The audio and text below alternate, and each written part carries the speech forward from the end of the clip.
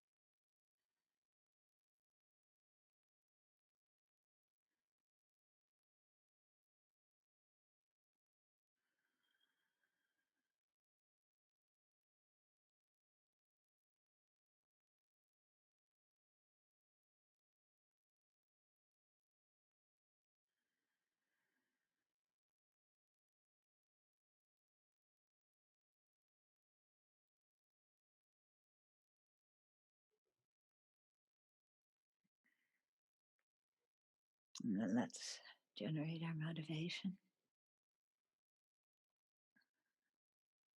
and become aware once more of our lives being dependent on sentient beings and their kindness. And so to form a strong determination in our own minds to see sentient beings as kind.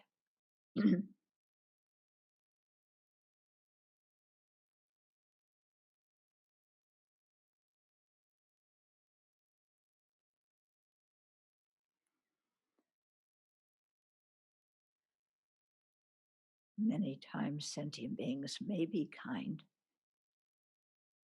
or are kind, but our mind is not trained to see the kindness. So we have to actively train our mind to see kindness. And actively train the mind to have compassion, wishing that sentient beings be free of all dukkha and its causes.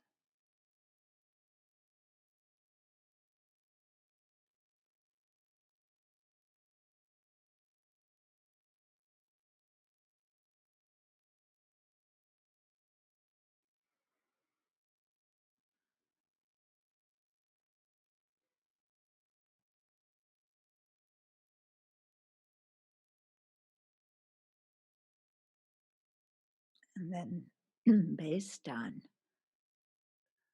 those awarenesses to generate bodhicitta and aim as our long-term goal for full awakening for the benefit of all sentient beings.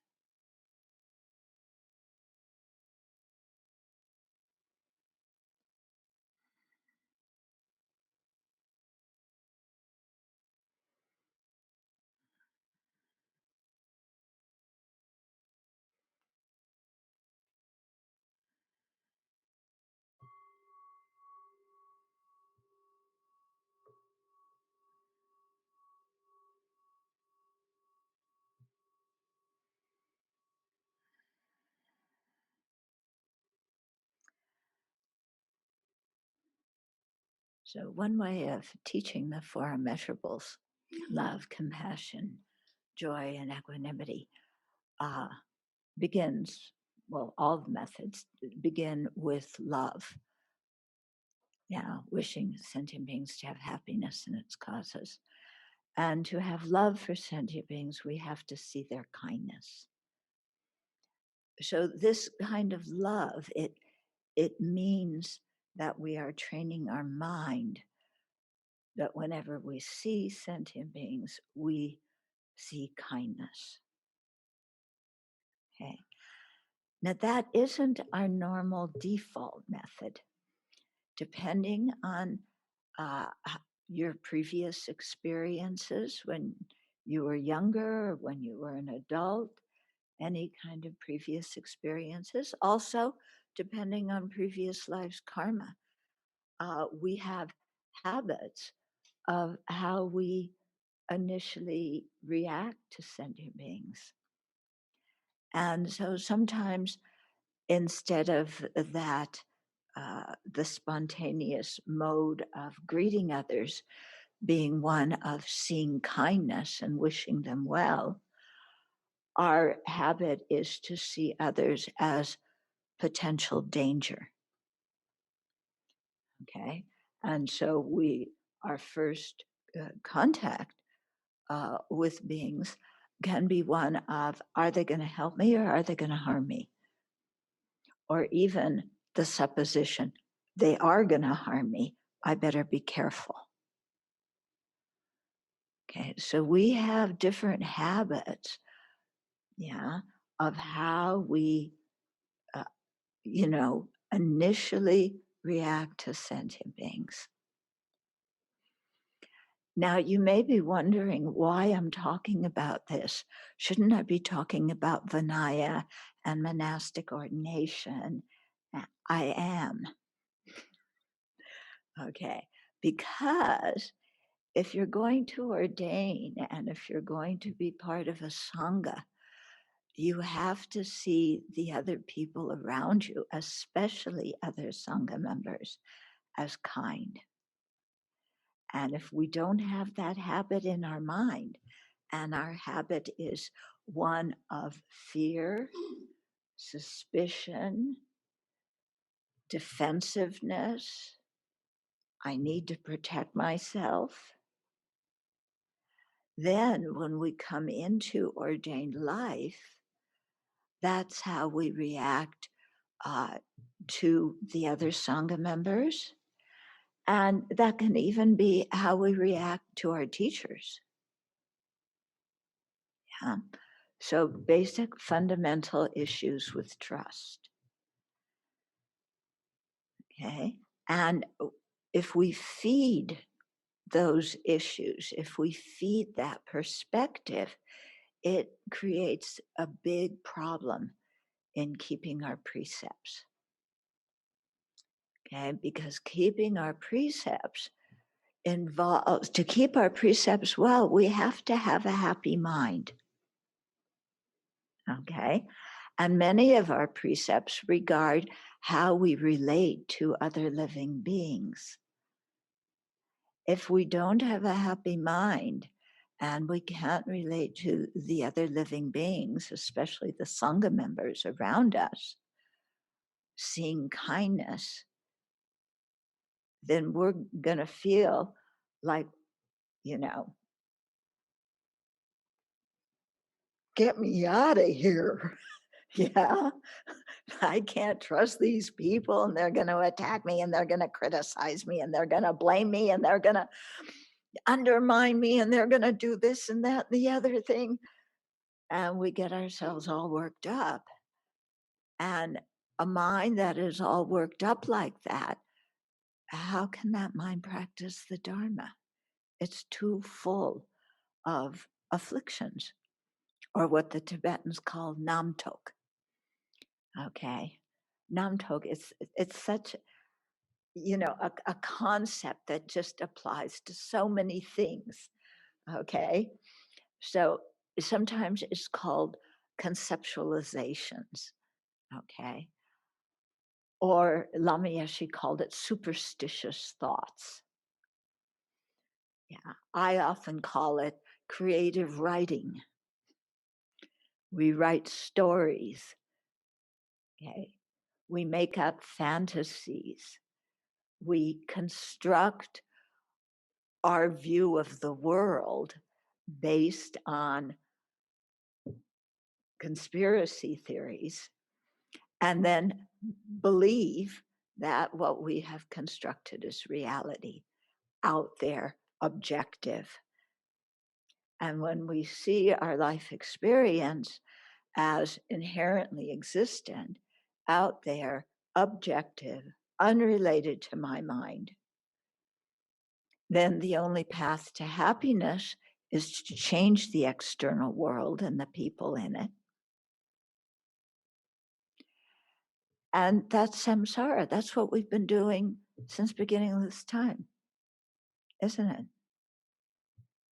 Yeah, when you look at your life, haven't almost all of your activities been involved in trying to modify the external world so that it meets what we want it to be? Yeah.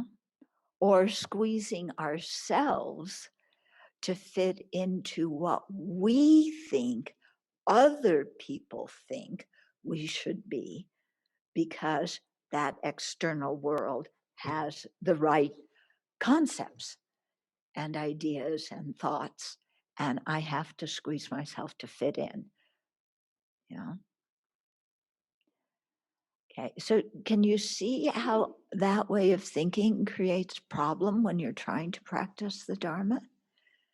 Yeah, because uh, the essence of practicing the Dharma is trying to make our minds be more realistic. Yeah, we're not whitewashing. Yeah, some people say, oh, if you do mental training, you're whitewashing reality. You're seeing sentient beings as kind, but ISIS isn't kind. And somebody once wrote me a letter saying, I can have compassion for all sentient beings, but not for Republicans.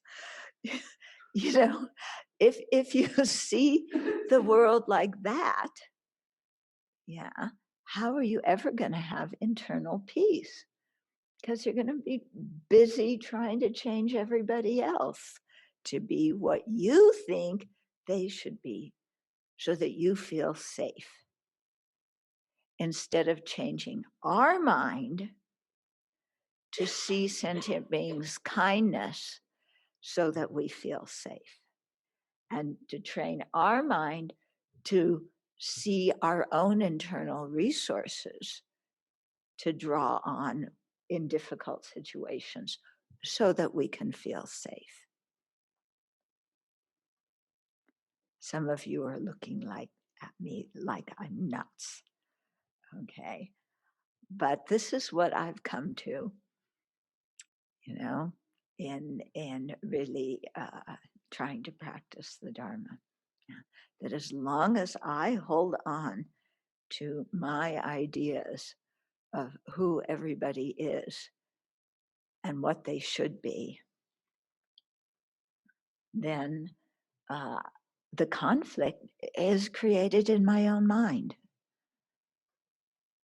Okay. So when I say, see, our MO, our way of regaining relating to other sentient beings should be seeing kindness. Yeah. I'm not saying that you have to see every act somebody does as an act of kindness.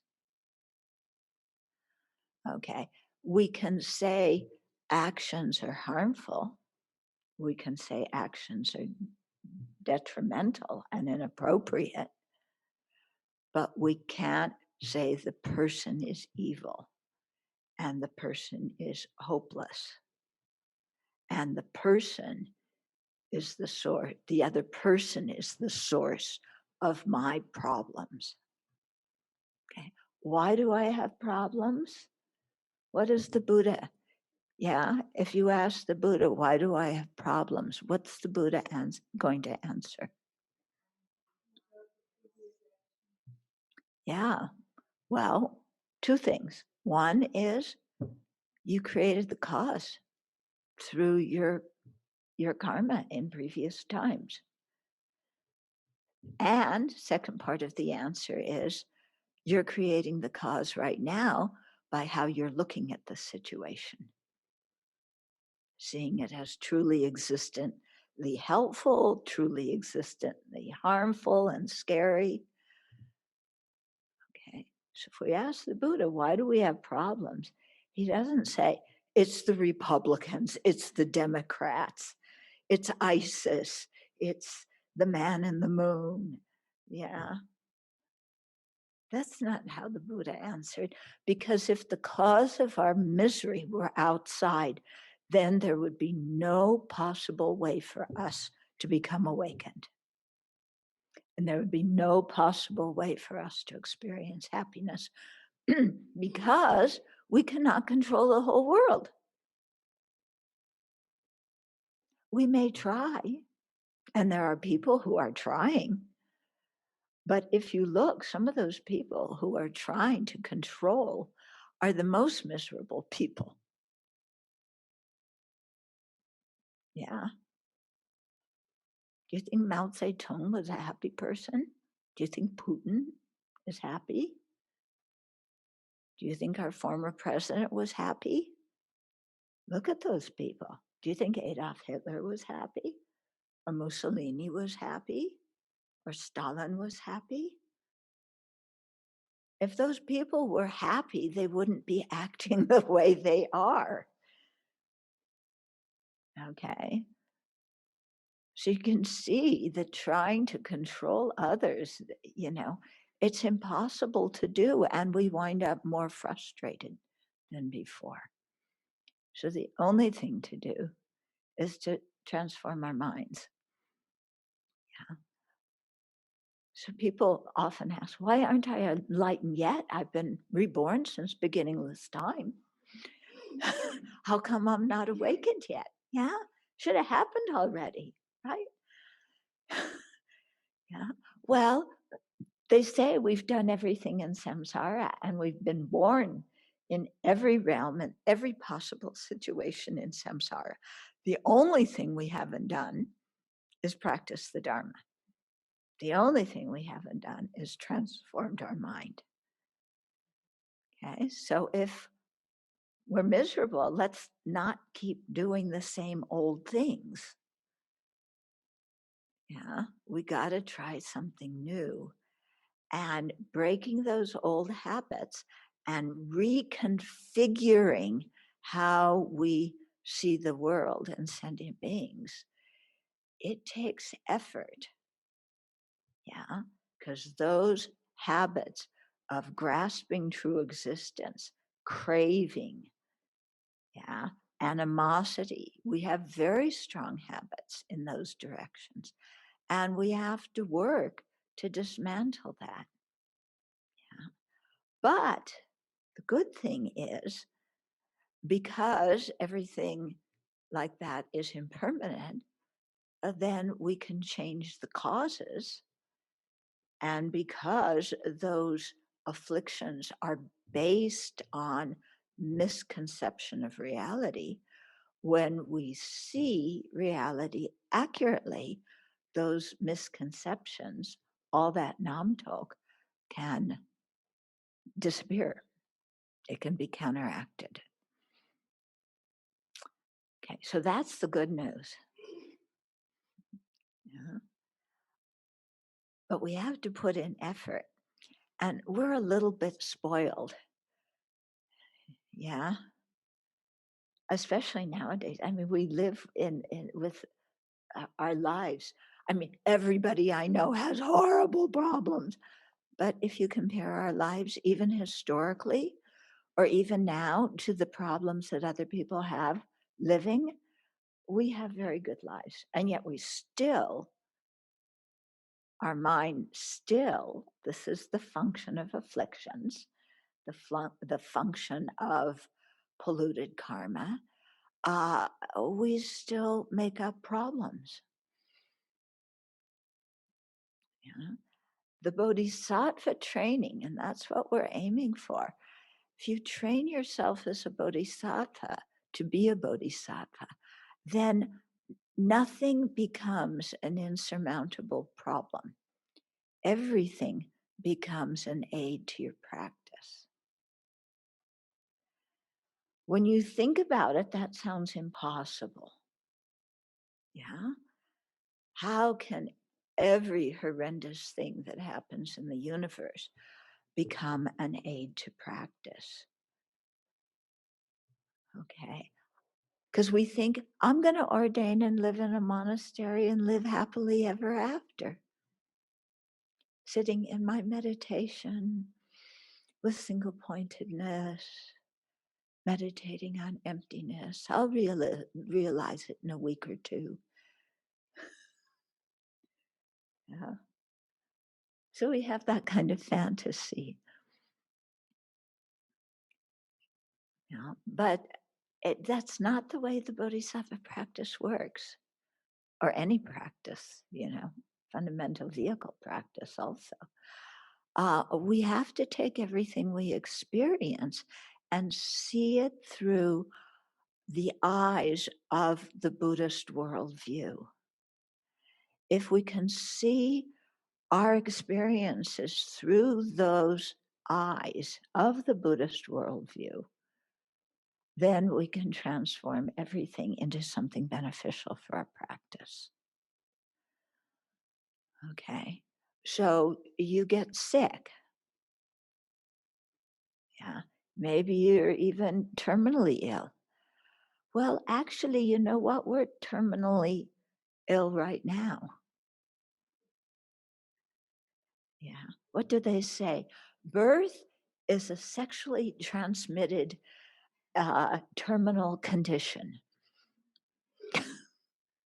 Okay?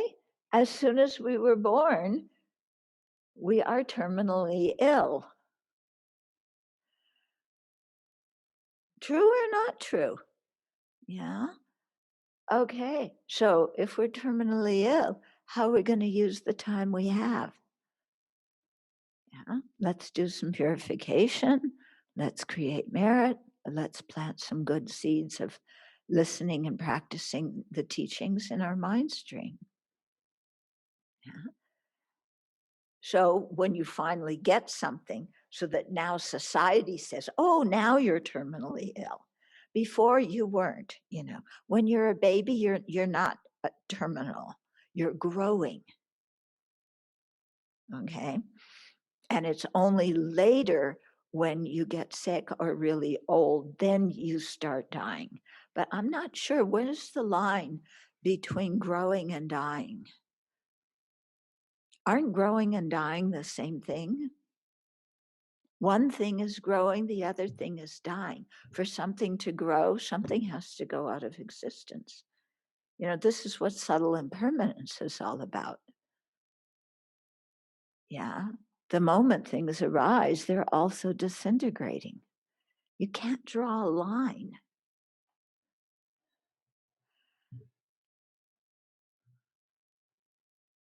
So then, we get ill, then okay, I have to change how I'm practicing now.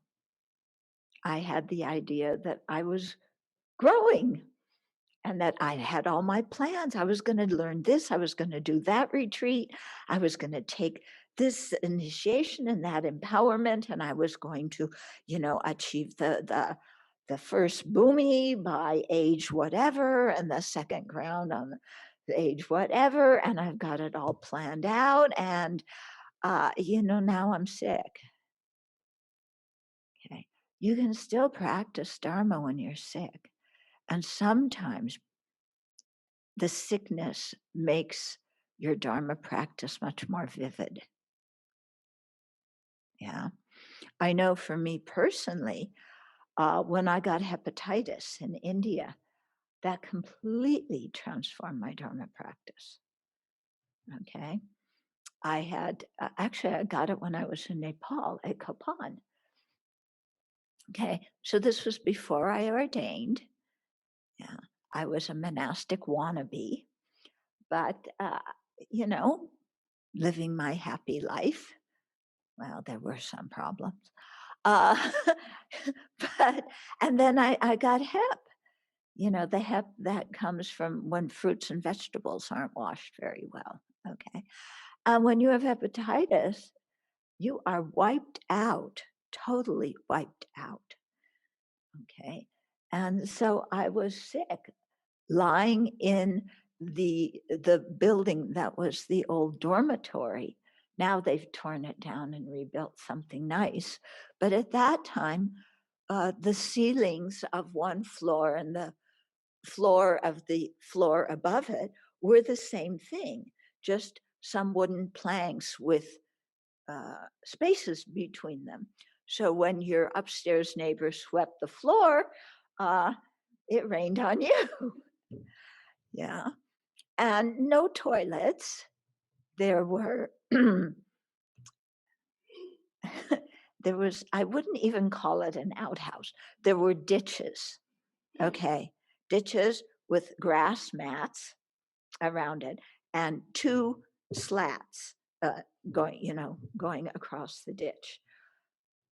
So if you had to pee at nighttime, you had to be really careful where you were walking.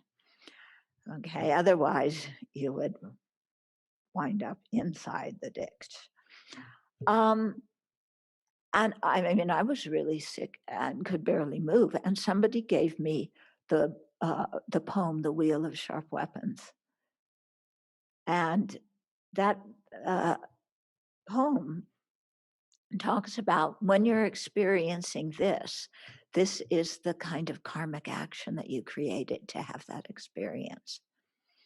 And so it said, when your body is ill and, torn apart like that, this is the wheel of sharp weapons returning for actions you've done, karma you've created, of harming other living beings physically.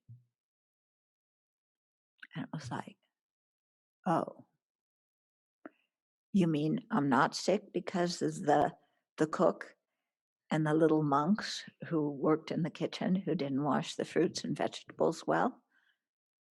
I was planning on blaming them for my illness. And this book is telling me, no, I created the cause. And I had to sit with that, but it completely transformed my Dharma practice. Because before, I felt like I should practice the Dharma. That should mind. I should practice the Dharma. It's good for me. I should do it. But I'd much rather do something else. But after I got ill and I saw that was coming from my own actions and my actions originating in my own mind, then it was, I stopped the should practice Dharma, and it was, I want to practice Dharma. Because I saw that the only way to be happy was to practice Dharma. Yeah. So habits die hard. I still like my chocolate. Okay. But,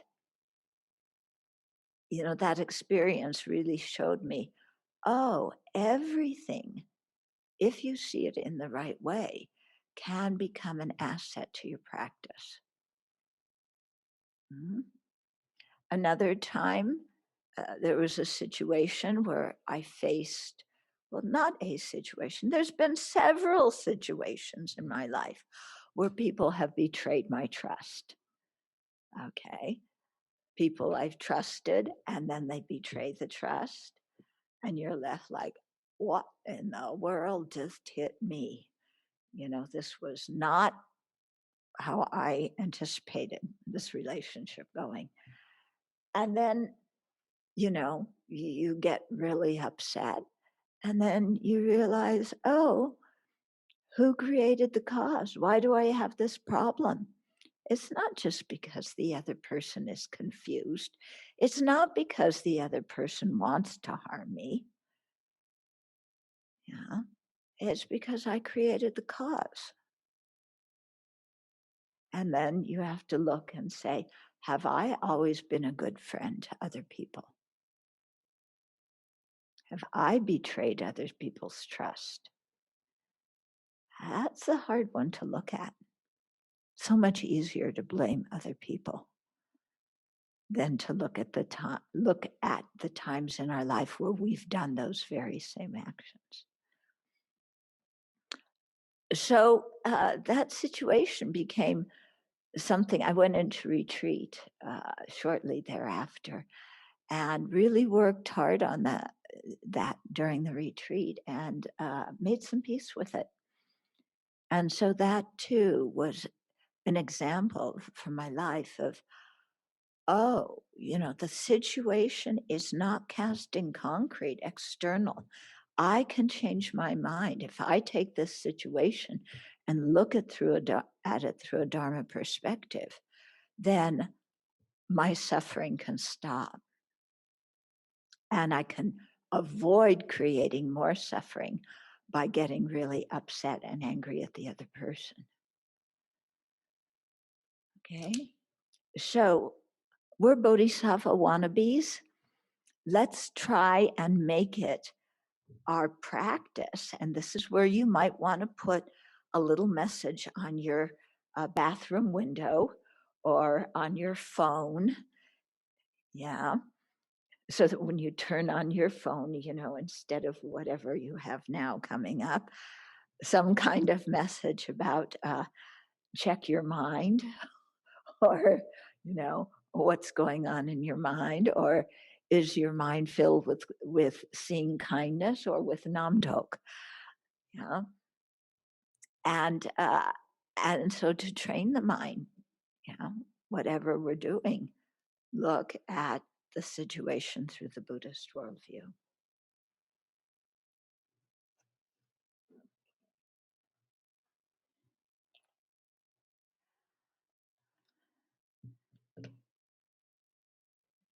Sorry, my battery went out. I'm suffering from aging. Your ears don't work so well. Your eyes don't work so well. Your body doesn't work so well. Yes.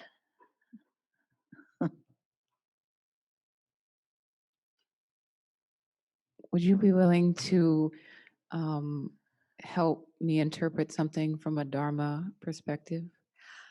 Let's see what it is. Okay. And then. So say that someone has spray painted a hate symbol less than a mile from your house. Mm-hmm. I'm wondering, what should you do? Should you react? Should you take steps to respond? Or should you just see it as some kind of, Dharma lesson and let it go completely? Okay. The first thing before you decide what to do, is how are you going to react to that symbol? Does that symbol have inherent meaning? It does have inherent meaning? Really? I know it doesn't, but this particular symbol, it's very powerful. Yeah, swastikas are very powerful. But did you know that Hitler adopted swastikas from the East? He was familiar with the East, and this is an Eastern symbol. And you will find swastikas sometimes in Buddhist monasteries because it can be a Buddhist symbol. Yeah. So the symbol itself has no inherent meaning. Okay. Now, we may impute, well, this must have been, we're not in Asia, we're in America, this must be a hate symbol. Okay. Now, does that mean that we have to get upset about it? Does seeing a symbol of hate or hearing hateful words mean that we have to get upset? Okay. Or can we just say, this is a symbol, it has no inherent meaning. The person who painted it is confused. The person who painted it, perhaps their mind was filled with hate, but I don't need to hate them because they're a suffering sentient being. Yeah, because if you think that painting a swastika somewhere gives you power, then you're really out of touch with reality. Thank you. How does a symbol like give you power? You may think you have power, but thinking we have power doesn't mean we have power. And the person who painted that, are they inherently awful, angry at all times, despicable? No. They're a suffering sentient being and they're confused. Does that mean that I just smile at the swastika and say, have a good day? Well, I live in a conventional world, and other people may get upset seeing that swastika. Yeah. So I report it. It's important that the police know that a swastika was painted there. And after it's reported, I can ask the police, can I go and paint it over it? Then I paint over it. Or maybe I ask them to paint over it. But throughout this whole thing, I don't need to get upset. Yeah. We think that when things like that happen, the only possible mental reaction is anger and upset and paranoia and fear. But those emotions do not exist in that paint that's in the shape of a swastika. Where are those emotions coming from? Here. They're coming from here. Yeah. So I can see the situation in another way. I can also protect myself in times of danger, but without hating the people who seem dangerous. Okay. And so here's one story that His Holiness told that I think is quite important. Because as you know, when Tibet was invaded in the 50s, and then in 59, there was an abortive uprising. And that's when His Holiness and tens of thousands of Tibetans fled over the mountains into India. Other Tibetans stayed in Tibet, and many of them got arrested. Okay, and especially Sangha members. And then around 1990, there was a flood of people. They were allowed to leave Tibet and come to India. And so one monk, His Holiness always wanted to see the recent refugees coming from India. So one monk came to see him, and His Holiness said, because this monk had been imprisoned and had been tortured for years, and His Holiness asked him, what was the most fearsome thing? What were you most afraid of during that time of your incarceration? And the monk said, what I feared the most was that I would lose compassion for the guards.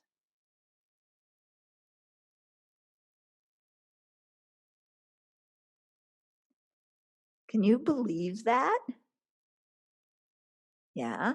You're in a prison, you're getting tortured, and your biggest fear is that you would lose compassion for the people who are torturing and imprisoning you. Okay. This monk had some kind of realization. Yeah. And he was completely able to transform that situation. Okay. So you can see, even in very dire situations like that, there's always some way to see the situation in a different way. You might say, well, how can he have compassion for the people who are torturing him? When you look at the situation of Tibet at that time and of China at that time, the People's Liberation Army, the PLA, was mostly made of young boys who grew up in poor rural areas. And joining the army was a way to help your family because you had some income, you had some prestige, you helped your family. So here were these, very ignorant, many times illiterate young men who were being filled with this propaganda. And so they acted the way they were conditioned to act, just as we act the way we're conditioned to act. Yeah. And this monk could see that. And the monk could see the horrible karma that these people were creating through, torturing other people, especially through harming the Sangha. And he had compassion for them. Yeah. Because their next rebirth was going to be horrible. Okay. So you see what I mean? Like, if you can see things through the Buddhist worldview, it really changes, how you relate to them. So this ability to practice in this way, this is how we train ourselves in the path, but it's also how we're going to be able to live happily as a monastic. If we are monastic and we don't try to change how we see situations, and we're always being critical and judgmental of other people, and critical and judgmental of ourselves, constantly ripping ourselves apart for not meeting our own ideals, then are we going to be a happy monastic? No. Yeah. Are we going to live in harmony with the other monastics? Difficult. Okay. So being a monastic is not just about taking precepts. There's much, much, much more to it than taking precepts. The ceremony when you take the precepts is a big one. And that reminds you of very specific things that you want to avoid. And it gives parameters to your life and helps to structure your life. But that's the beginning. Yeah. To live happily, to keep your precepts is a whole other story. And that means you really have to work with your mind no matter what comes up. Okay. So, some people in Tibet, for example, in the 50s and in the 60s, the thing they were challenged with is, who are still living in Tibet, is how do you make sense of what's happening to our country and to the genocide and ecological devastation. For the people who are refugees, it was, how do you make sense of, we don't live in our own land now. We don't even know the language. Yeah, we're doing road work. And how does that happen? Now, there's other challenges that we meet. Okay, when we started out, the Western Sangha started out, no monasteries, no money. The Tibetans, their focus is on restoring their own monasteries. They look at Westerners as people who have access to money or who already have the money, and they see themselves as refugees. Yeah, so they're happy to ordain us, but we ordained, and then,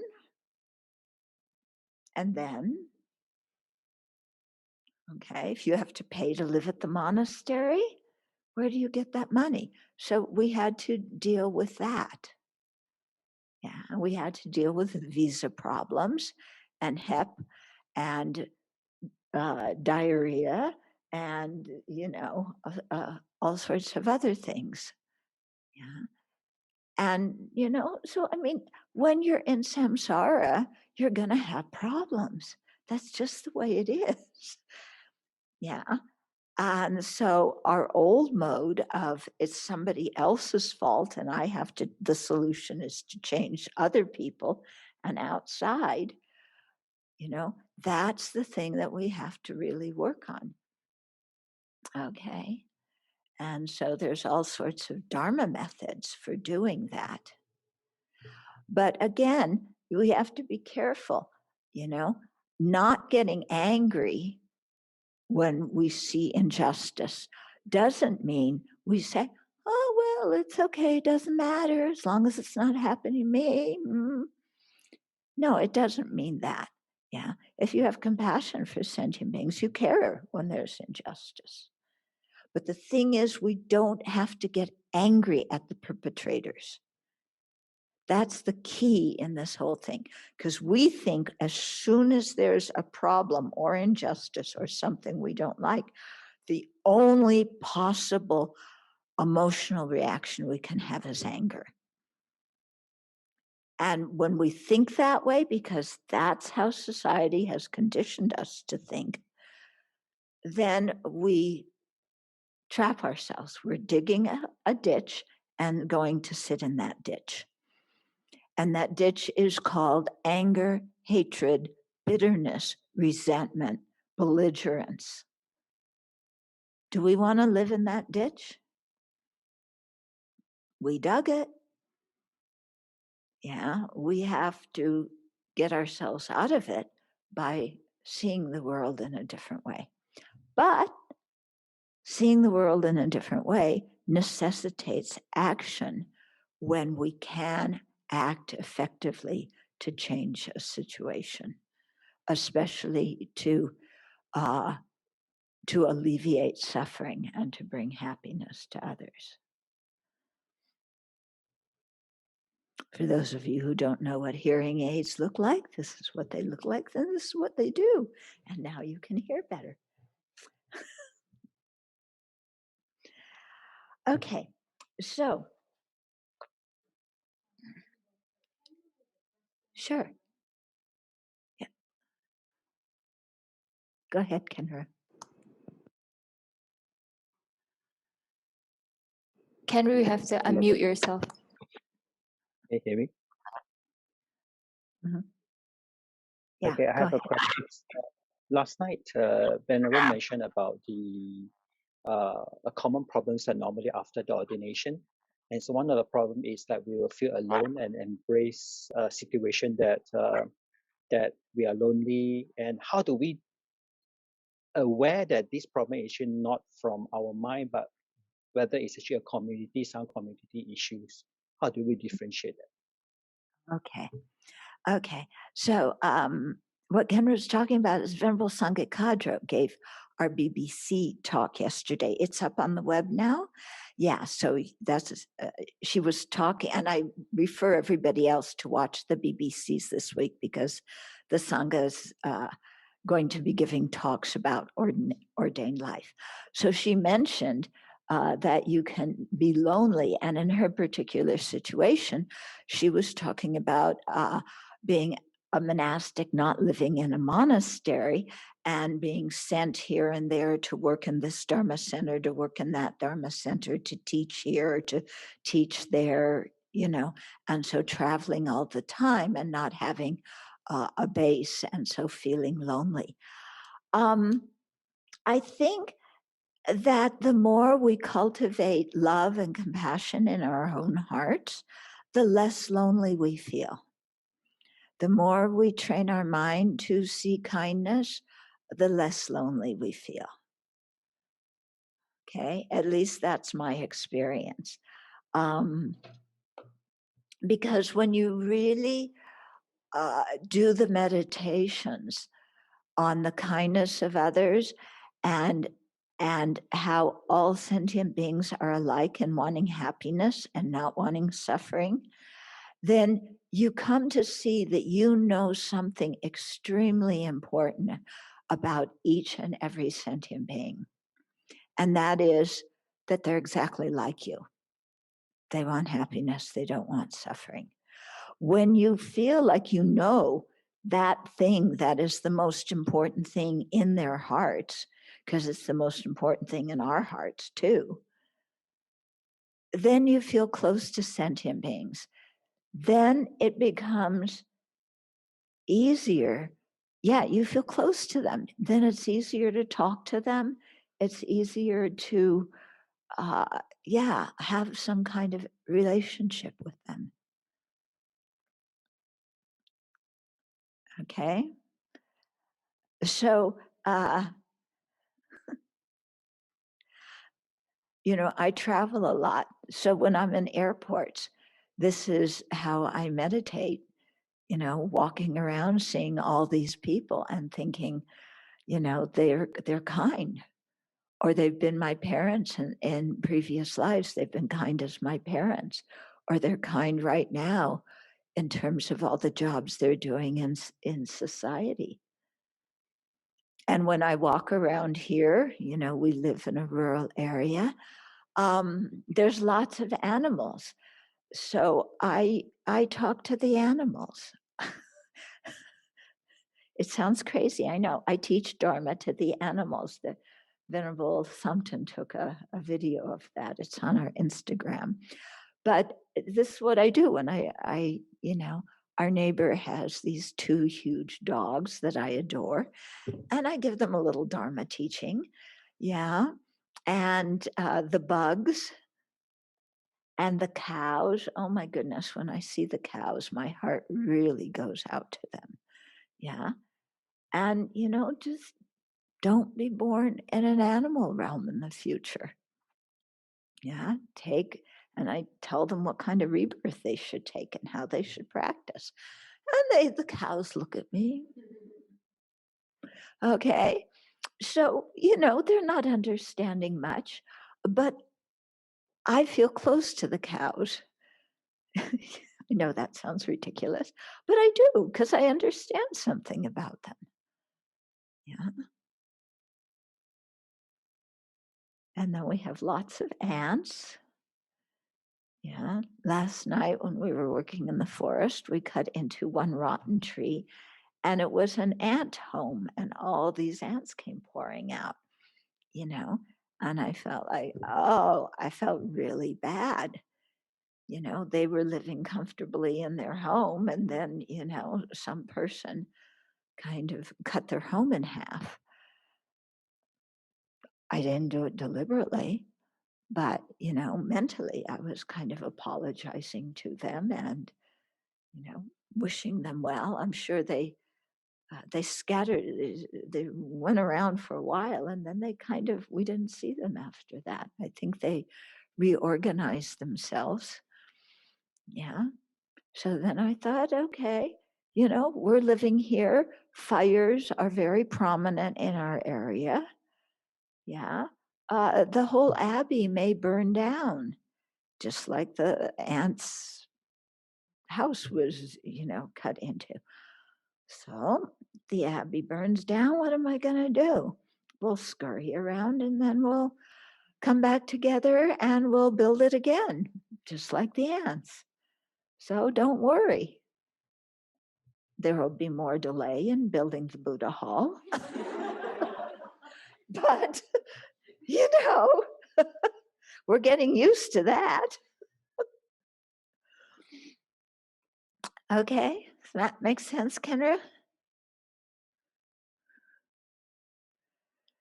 Okay, now there was a question that came from the teaching yesterday. And by the way,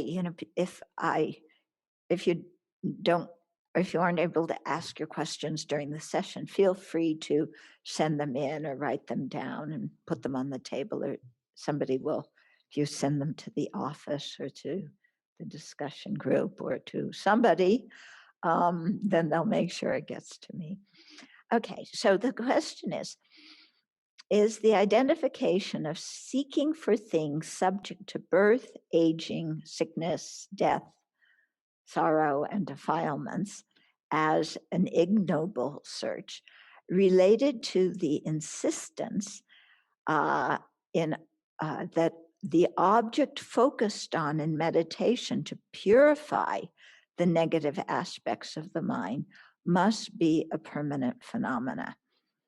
Is the reason that focusing on an impermanent phenomena, even something pure like the human Buddha Shakyamuni, is necessarily not able to fully purify the afflictions, because even the purest impermanent phenomena are also somehow subject to birth, aging, sickness, death, sorrow, and defilement. No. Okay, that's the answer. No. Now, to explain, the ignoble search, seeking for things that are subject to birth, aging, sickness, death, sorrow, and defilements. Why it's ignoble is because it doesn't work. Okay, we've been searching for happiness that way since beginningless time and in our whole life. And I think it's very important. Spend some time in your meditation looking at your life and what you've done to find happiness. Yeah, spend some time, not just one meditation session. Yeah, really look at this over time deeply, what you've done in your life in your attempt to be happy and to alleviate suffering. Okay. Then look at those things that you've done or tried to have or be or whatever, and ask, do they work? Have they worked? Do I have everlasting happiness right now?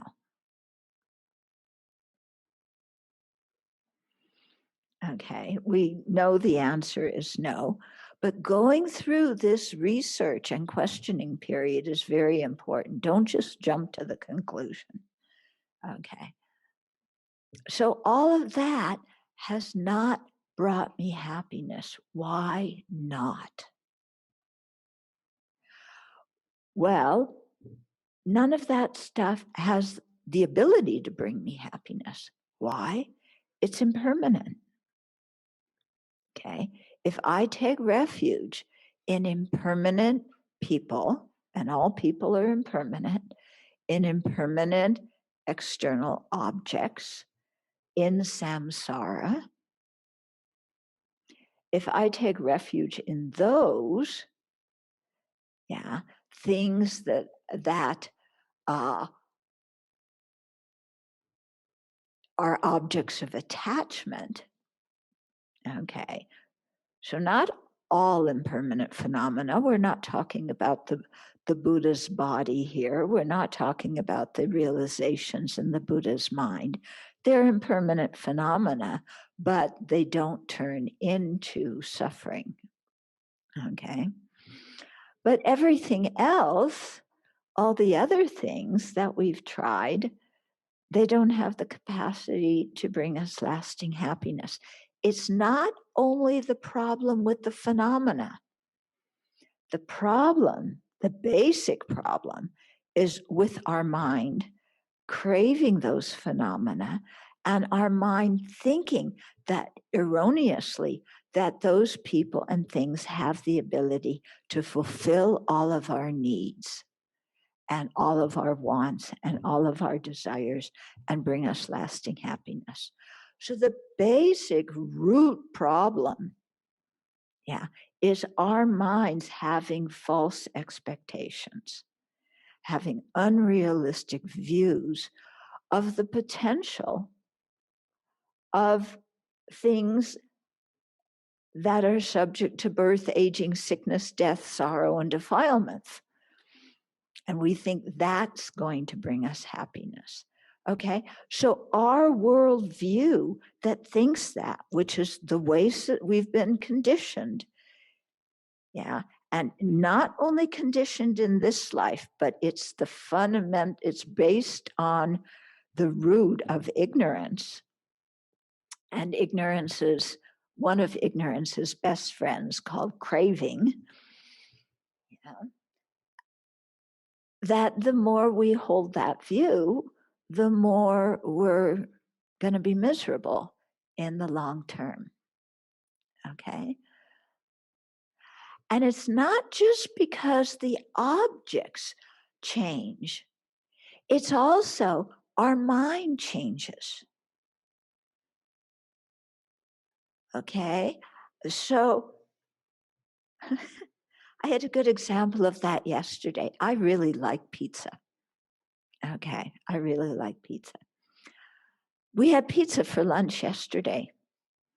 It was cold and oily.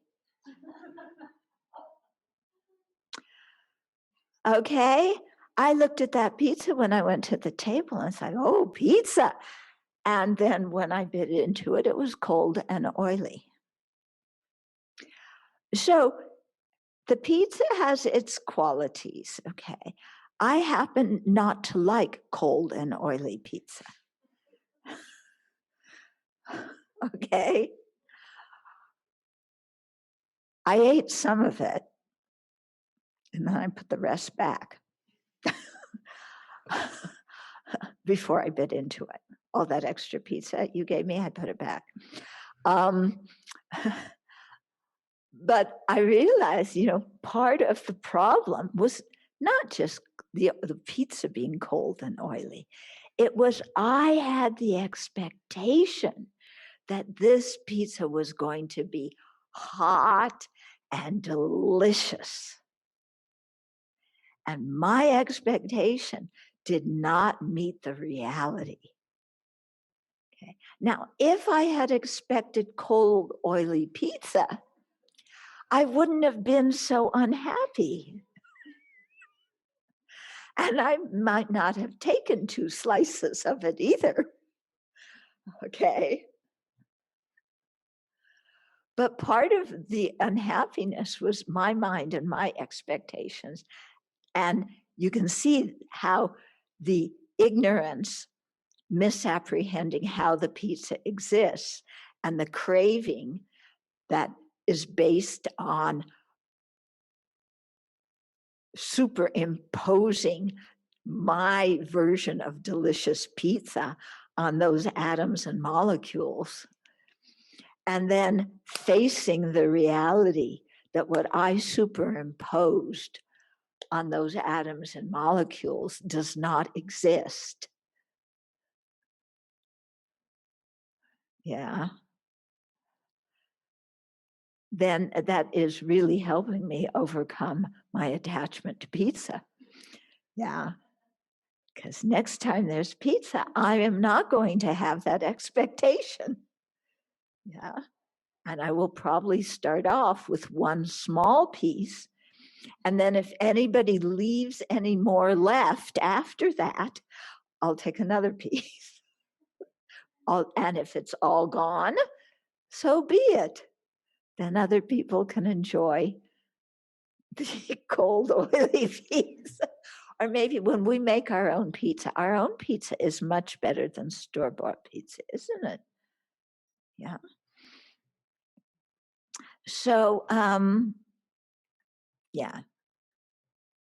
Okay, so also, if we look to continue replying to this question, is if we want to overcome dukkha completely, since the root of dukkha is ignorance, which not only obscures us seeing reality, but actively superimposes a mode of existence onto people and things that they don't have.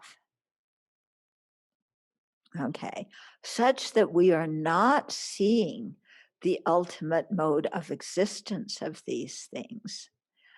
Yeah, which is their lack of inherent existence, because inherent existence is what we are superimposing.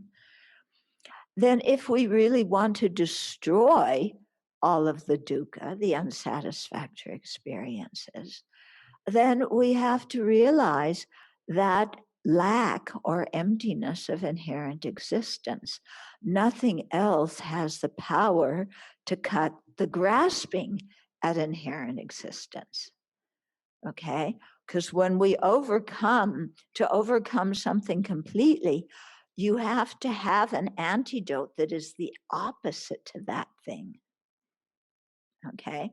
So if the root is the grasping at true existence, the antidote is seeing the emptiness of true existence with a wisdom mind, because that's actually how things exist.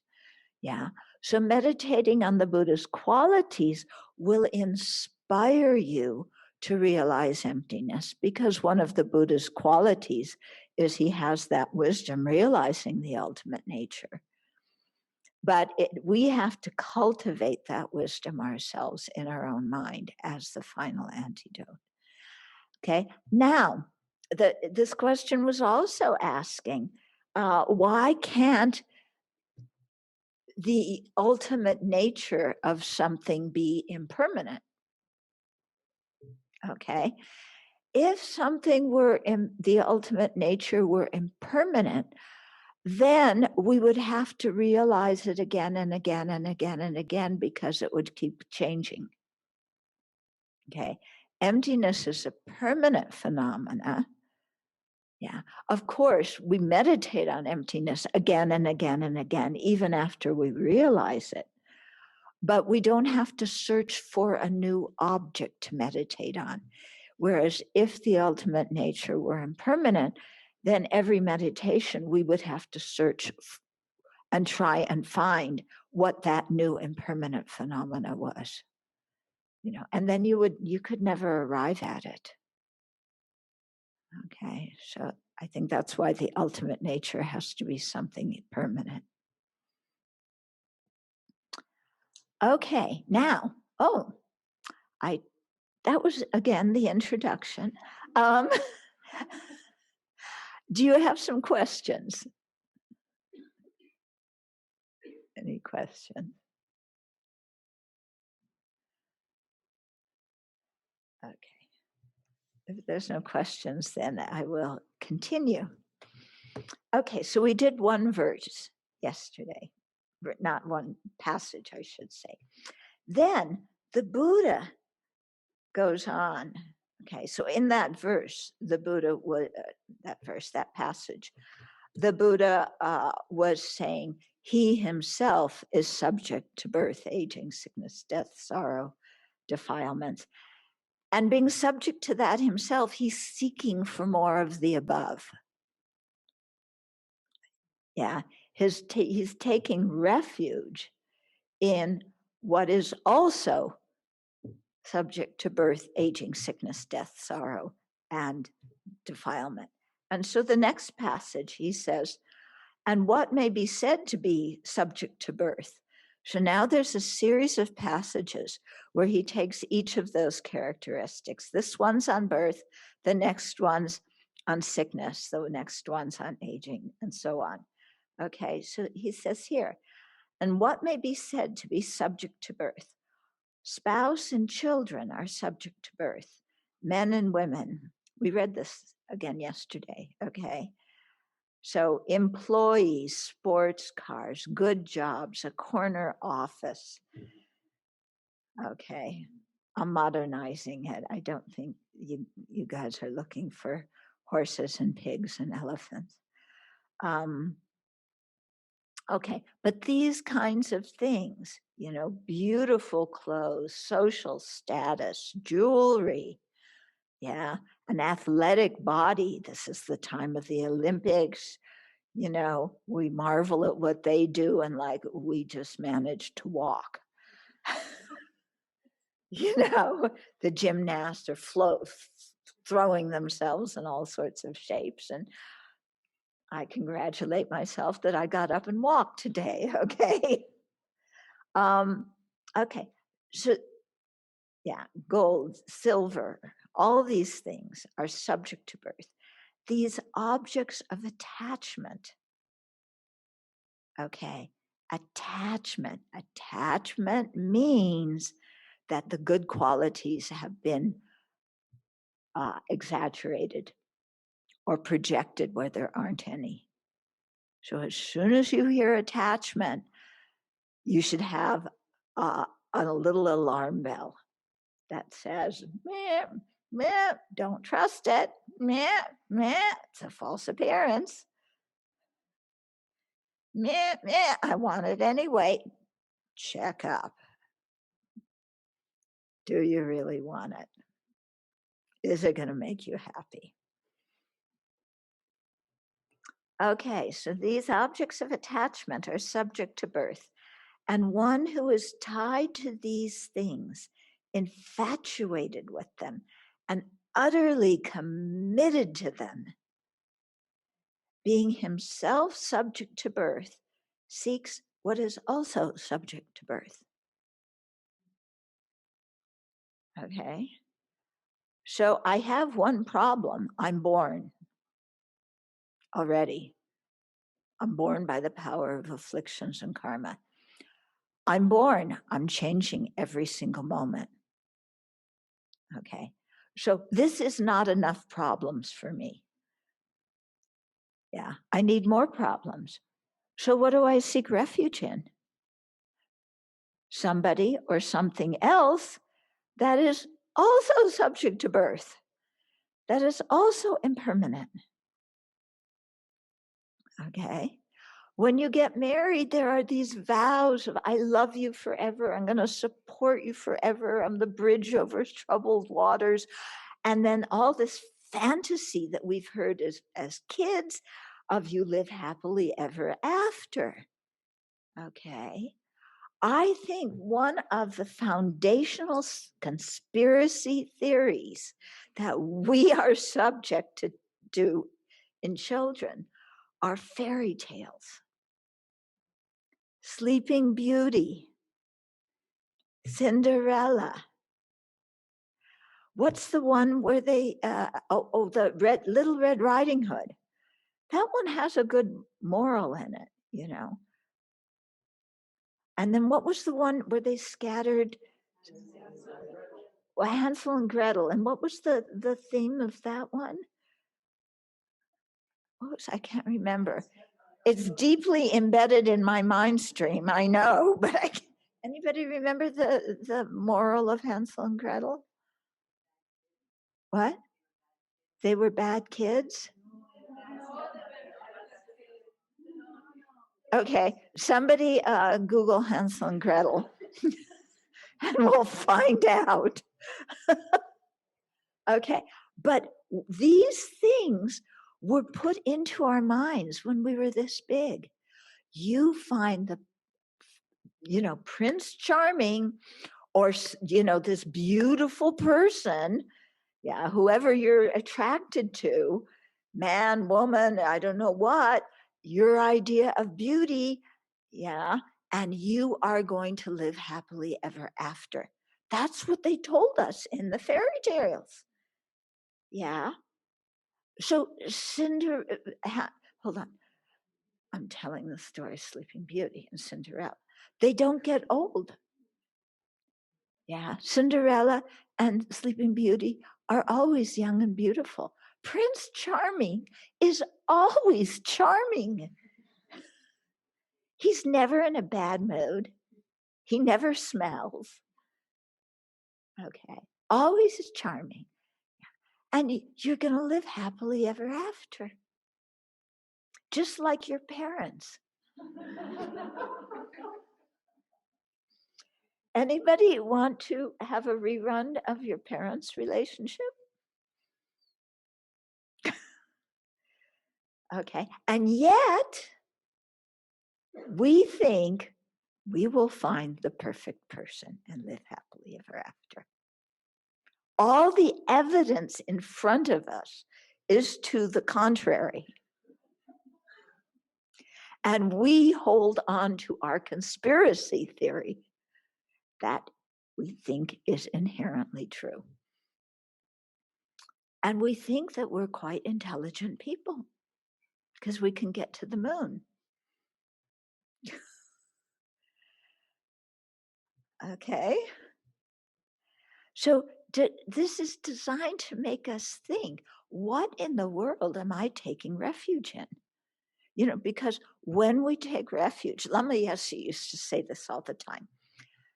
Because we would say, Lama, what's taking refuge in the Buddha Sangha? Dharma, Buddha, Dharma, Sangha, hoo-hoo.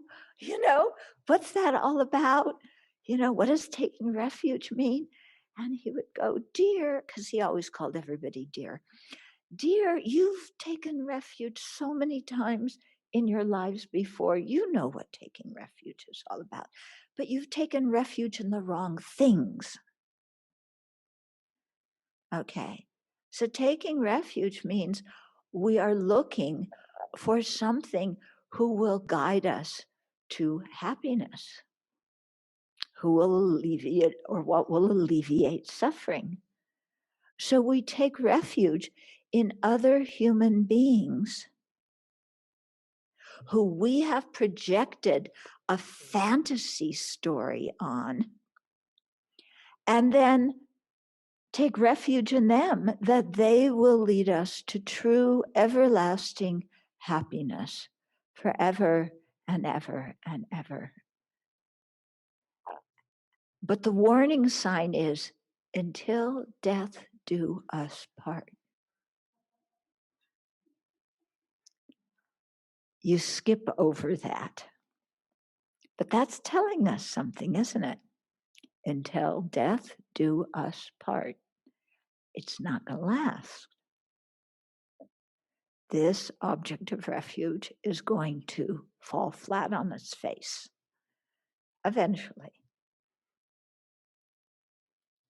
Okay, and probably sooner rather than later, because the person that you project is not the person that you're with. Okay, that doesn't mean that that person's bad. It means you thought they were somebody else. Yeah, this perfect visualized image. Okay. Yes, Hansel and Gretel.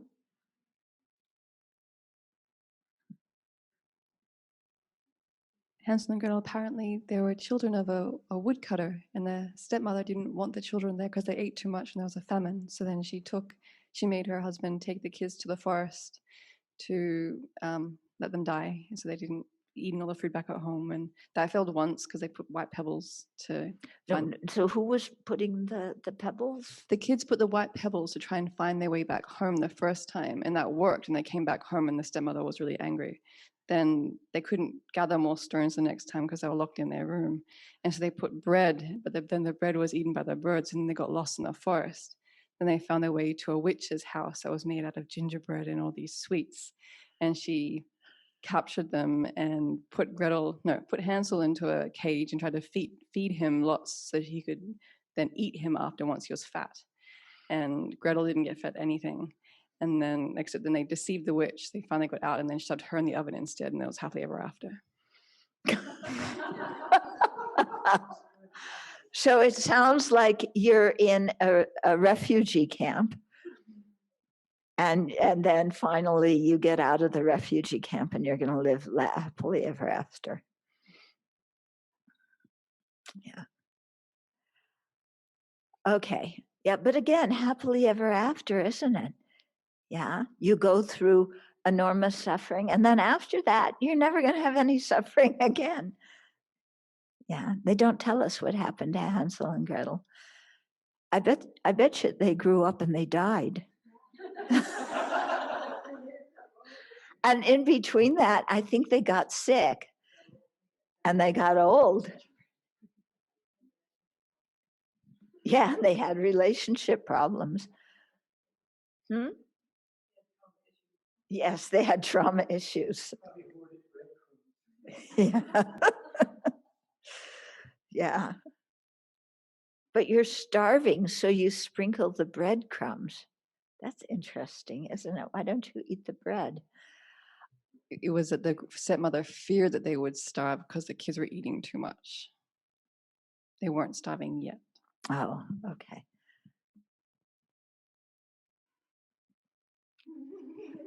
Still hang on to the bread and eat it. What? What? The stories go back to the medieval time, and so kids indeed have been sent into the forest because they could not survive. They had a famine. So apparently that's what the Grimm brothers found out when they did their research, and that's how the stories has evolved. So yeah. Wow.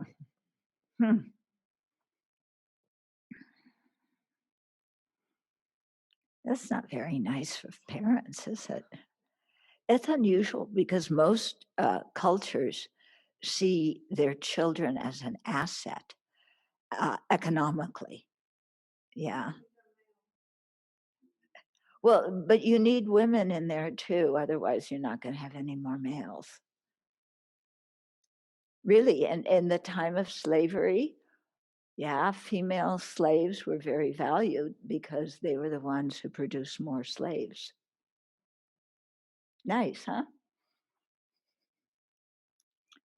Yeah, not just, yeah. Okay, so let's stop. Let's find something else to stop on. Somebody ask a nice question. No, but really to look at this and watch, what am I superimposing on objects of attachment? And why is it that I always wind up disappointed by them? Yeah. And maybe there's no immediate disappointment, but at the end or in the middle, there's aging and death, isn't there? There's change, everything is disintegrating, and it ends, and there's no way to avoid it. Okay.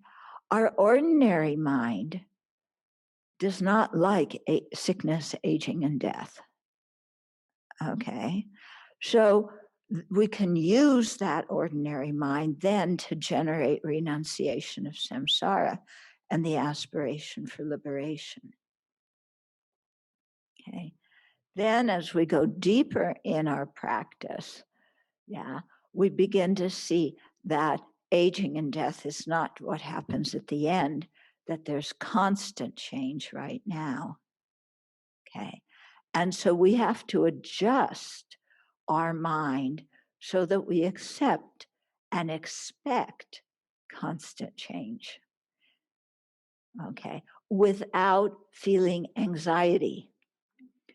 Now, when we think of constant change, we get anxious. Something new is going to happen and I don't know how to deal with it. Can we transform our mind to something new is going to happen? And I have skills and I will manage to deal with it.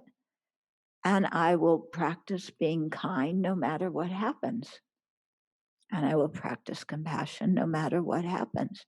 And when I fall down on my face, I'll pick myself up again. Okay. So if you condition yourself with thinking in another way, then we don't have to freak out when there's aging, sickness, death, when there's just change moment to moment. When you get cold, oily pizza, when you expect hot, delicious pizza, okay, then we can deal with the change.